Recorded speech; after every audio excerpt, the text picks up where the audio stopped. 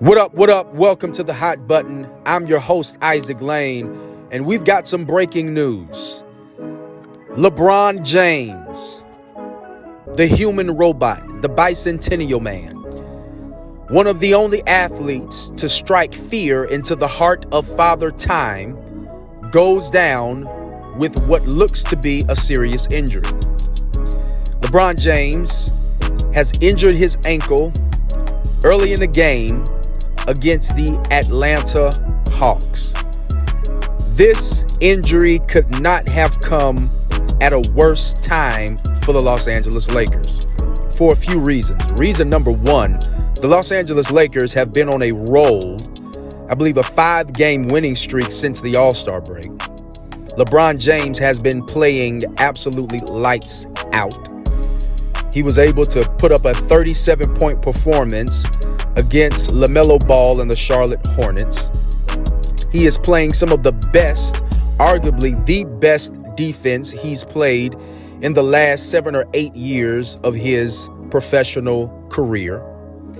And it looks as if the Los Angeles Lakers were kicking up steam and really forming chemistry. And now an injury to LeBron James. And on top of all of that, Anthony Davis, the brow, has been out with a serious injury of his own. And the reports are coming from LA and from the Lakers organization that LeBron James will be out indefinitely. That means there's no real timetable on when we can expect him to come back. Now, the MRI, I believe, has come back negative. He did not break it, but he did suffer a serious sprain. Now, we know that when you have freakish genetics, such as a LeBron James, you're able to bounce back from injuries like this. But the fact that this injury has been tagged with the word indefinite as it relates to his return is a bit concerning. There is no way of skirting around this. This is a negative. This is bad for the Los Angeles Lakers. But there could be a positive in it. There could be a positive in it for a few reasons. Number one, I believe that Frank Vogel and this Lakers organization should have practiced some load management with LeBron James. He just came off of a back-to-back, and I don't believe he needed to play against the Atlanta Hawks. Now, I understand that LeBron James is a competitor and he wants to compete at the highest level, night in and night out, day in and day out. But there are some games where the coach needs to be the coach and need to make decisions that players, you know, that they won't make on their own. That's why you're the coach. So I believe Frank Vogel should have practiced some load management with LeBron James. But there is a positive. Well, what's the positive, Isaac? I'm glad you asked. The positive is that the Lakers didn't have an offseason. What did they have? Just a little bit over 60 days, probably not even that, after winning the championship. And now LeBron James gets some much needed rest.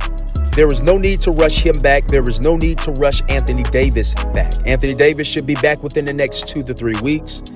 And LeBron James can stay on the bench, can stay home, can rest up, can rehab that ankle, and get ready for May, because the season ends at the end of April. He can get ready for May for the playoff run.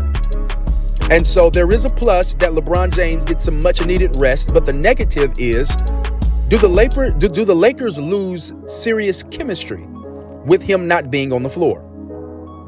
When Anthony Davis returns, how does that affect the lineup with no LeBron James?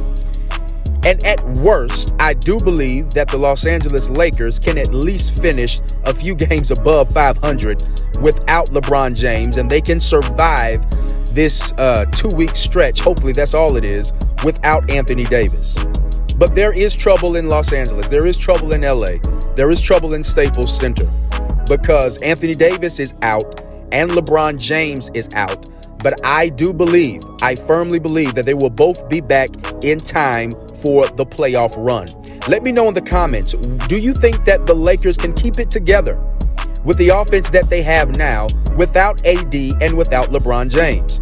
Can Dennis the Menace be not just the facilitator, but can he fill in and put up 25 a game? Can Montrezl Harrell continue to, with his offensive output that he's been able to produce since the All-Star break.